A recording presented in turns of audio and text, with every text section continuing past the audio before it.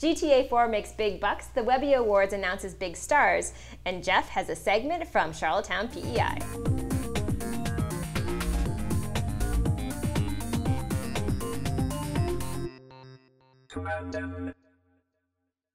commandN and Mesh are having a contest. You can win a ticket to Mesh or Mesh University, one of the best web conferences in North America with a star-studded list of speakers and attendees. All you have to do is create a 30-second video telling us which event you want to attend and why you think we should pick you as the winner. Now remember, the more creative you are, the better. I'm talking singing, dancing, geek poetry, whatever it takes. Go to commandN.tv for all the details and to post your video. Good luck.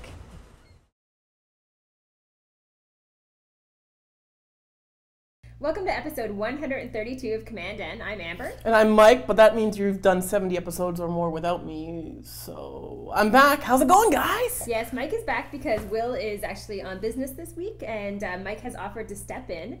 And as you can see, we each have our own mics this time, so there'll be no fighting, which is good. I like that handheld mic because I could kind of silence Will, and I was like, yeah, I'm the man. No, we actually put an end to that very quickly, Absolutely. So I'm working for you guys out there. I did want to mention that we announced a contest last week for Mesh, and we haven't gotten many responses because I know it's a lot of effort to create a video. So we're opening it up a little bit more, so you can actually send us an email as well and tell us why you want to go. You don't necessarily have to create a video, but if you do create a video, you'll have a better chance of winning. So we expect emails, we expect videos. Mike, you should apply. Well, you know what, you can do videos with your webcam, right? And, you know, kind of go somewhere kind of fun and just kind of, you know, ham it up a little bit in front of the camera, right? Yes, you know what I mean? It's just, true. If I can do it, you guys can certainly do it. I guarantee you. Just do it, send it in, and say that Mike referred you, and maybe you'll get the mic discount or something. Yeah, maybe you'll get a better chance at winning the contest. You never know. Absolutely. All right, let's talk about the tech headlines of the week.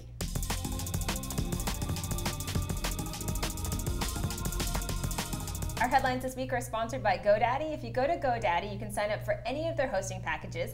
You get an extra 10% off if you enter the promo code commandN. That's the number 1 and the number 0. So make sure you get out there, build some websites, and post your new site on commandN.tv. And remember that GoDaddy has hosting packages up to 70% less than the competition.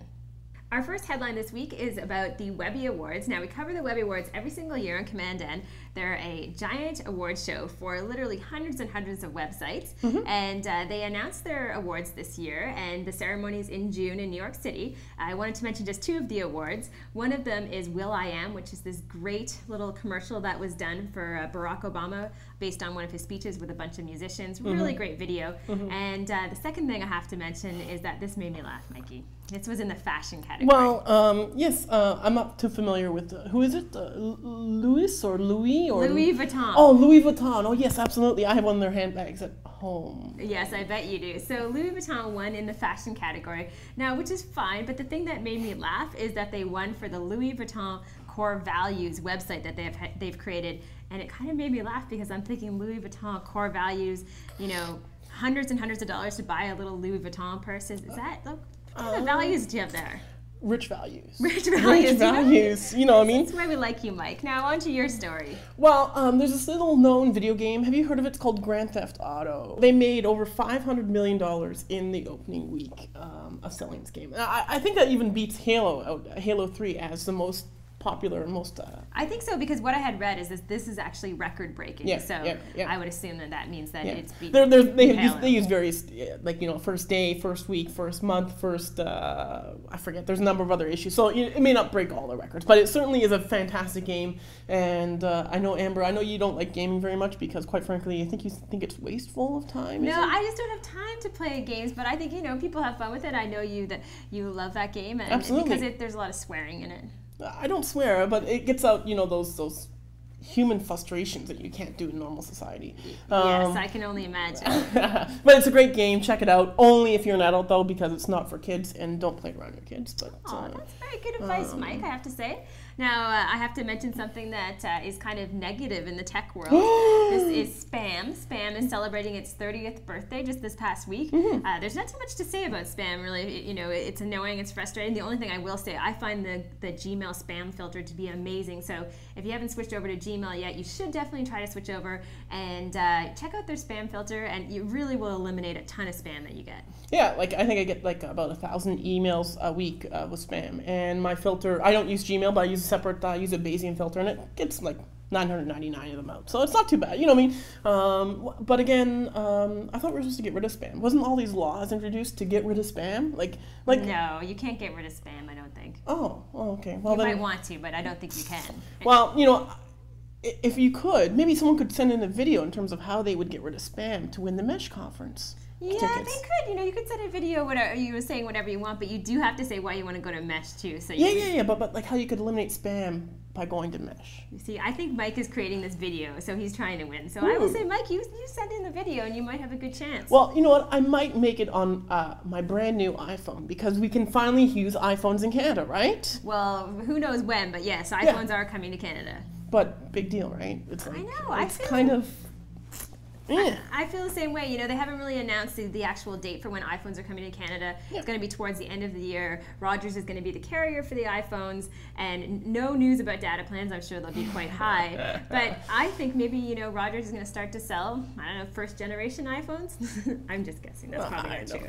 You know, the truth is, if you have an iPod Touch and you have a cell phone, why not keep them separate? Because if you lose one, you don't lose everything, right? Yes. And if you already, you know, a lot of people already have Blackberries and you know other HTC Touch and stuff like that. So I don't know if there's necessarily that much big of a demand anymore for the iPhone. It would have been good news 8 months ago. Right now, it's like whatever. That's kind of how I'm feeling about it. Hence my joke about the first generation. I was just saying they're so late that they might end up selling the first generation. But you know, we'll see what happens there. I think, you know, it's good news for some people who really want to try out the iPhone. But again, it's an issue of data plans and how expensive they're going to be. And it's just ironic that it's taken so long.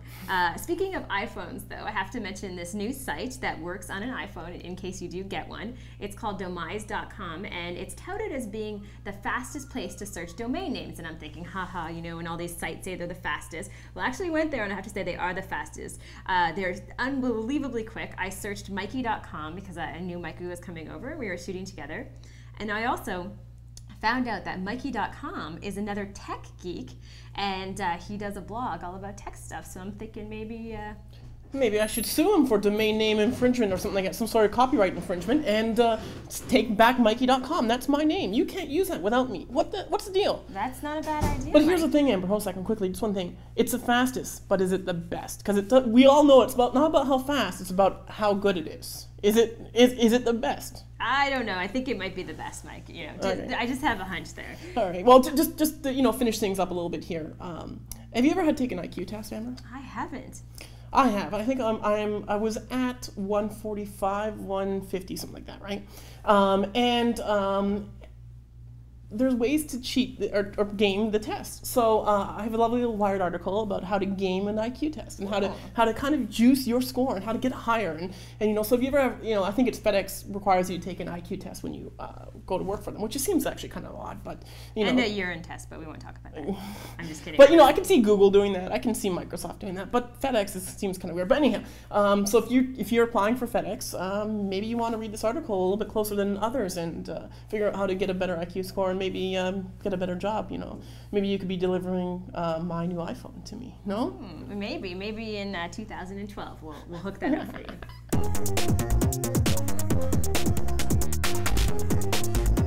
Hi, I'm Jeff MacArthur, here with another quick tech tips segment. This week I thought I would talk about what exactly is high definition television and try to explain how there is a multitude of different factors that affect the quality of the video you're actually watching. So at its core, high definition just means more than standard definition, typically defined as vertical display resolution, in other words, number of lines on your screen, of 720 lines or above for high def. So 720p, 1080i, 1080p, those are all high def. However, there's more to it than that. You have to consider that that is the resolution of the video, but there's also the bit rate, the amount of data that is being fed to the screen in each one of the screen displays that goes up. So if it's HD TV, it's typically about 15 megabits per second. If it's HD DVD, it's 36 megabits per second. If it's Blu-ray, it's 54 megabits per second. So that's another layer on top of that. Blu-ray is going to give you higher quality than HD TV, all other things being equal. However, all other things aren't always equal, although the Blu-ray thing is pretty much true all the time. You have to also look at your encoding. MPEG-2 encoding is less efficient than H.264 encoding. So it means that given the same bit rate, you should be able to have a higher quality picture with H.264 encoding than you can with MPEG-2. And that's why an Apple TV can get by on a lower bit rate than is maybe used for an HD TV cable display. So the encodings are different, the factors they use to push the data into that frame by frame that's going to be displayed on your TV are different, and so the bit rates can't be compared directly all the time. So when you drill right down to it, you're really looking at kind of three different areas to determine how good a signal you're getting to your television. So there's the source material. If the source material wasn't recorded with a high definition camera, you're never going to get the ultimate HD picture. If it is recorded with a high def camera, that's great, but then it depends on how it's encoded, and we've talked a little bit about that already. So all encodings are not created equal. Then how does your, if we're talking about cable HD TV, how does your provider send you that signal? How is it transmitted?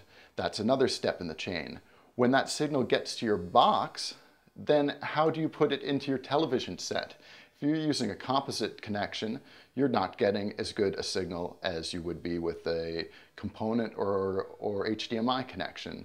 So there's another link in the chain where you can take down the quality from HD source material. If you're hooking up a composite connection from your cable box to your TV, well, you're not getting your full signal there. Finally, obviously, the TV itself affects how the quality of the video is displayed, and that can be your video settings, just the general quality of your TV, or whatever else. So essentially, just wanted to get out the idea that HD video is not something that is, super precisely defined as one particular thing. There's a variety of things. There's a vertical display resolution, which is the number of lines. There's the bit rate, how much data is pushed to your screen with each frame. That's affected by the encoding. And then you have to remember, what were the source materials? How's this being transmitted? And what am I looking at this on? So there's a few things to maybe enrich in the conversation about high definition video and help you guys figure out how you can get the best signal on your TV so you enjoy the ultimate high definition video experience. I'm Jeff MacArthur. Enjoy.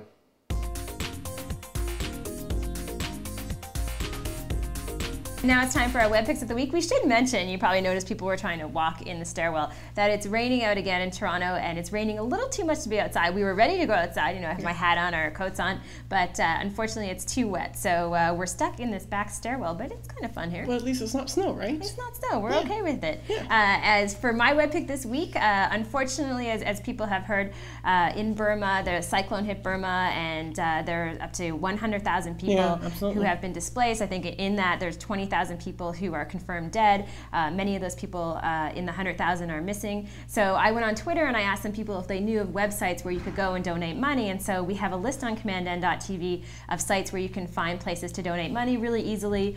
They include sites that are listed on CNN, sites listed on CBC, as well as on Google. So they've put together a great little site where you can go and you can donate money just within minutes. So we wanted to promote that for sure. And what's your web pick, Mike? My web pick's a little bit different than yours. It's a program called SitePath, and you actually install it on your server, so you have to have access to your server to install this. And what it allows you to do is, if you've ever seen PC Mag, where they'll have, you go to pcmag.com/12345, right? And it's an easy way to get to really complicated URLs.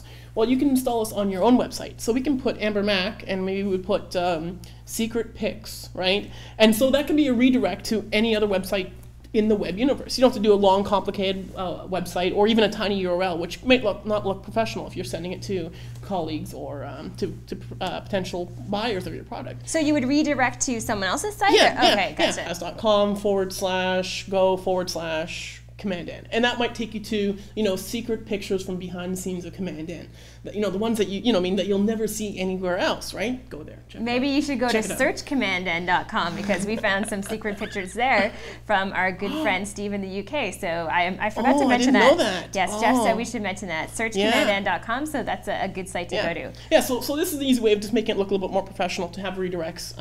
And if you're doing any kind of publishing, it's a really easy way to keep your consumers so they don't have to type in a long URL URL to go to this product website. And what about money? How much does it cost? Well, it's free, absolutely free. You can pay for a $10 or $15 registered version of it, but the author's giving away for free. He made back all the money he spent on developing it and said, "Here you guys go, enjoy." Awesome. So if you want the unsupported one, you can get it for free. Free. We like free. We've Absolutely. always liked free. Yeah. All right. Well, if you have any comments, you can leave them in the comment section on commandN.tv, totally for free. Remember our contest. So now you can send us an email about why you want to go to Mesh. You can send a video. We're going to go through all of the emails that we're receiving. Might even extend the contest a little bit because we were delayed with an episode of commandN. We got all of our stuff sorted out, and we would love to hear from you. So definitely, take part in the contest and get those tickets. And be creative. Like, do something cool. Do something neat. Like, you don't have to sit in front of your computer. You can go outside, do stuff, or maybe do something at work, as long as it doesn't get you fired, of course. Yes, but that's good advice. Do something creative, do something fun, and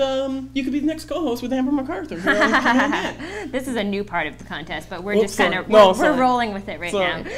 All right. Well, you can email any of your entries to commandNcontest@gmail.com, and we hope to hear from you and hope to see you in the comments. Thanks for watching. She's going to beat me afterwards. We'll see you soon.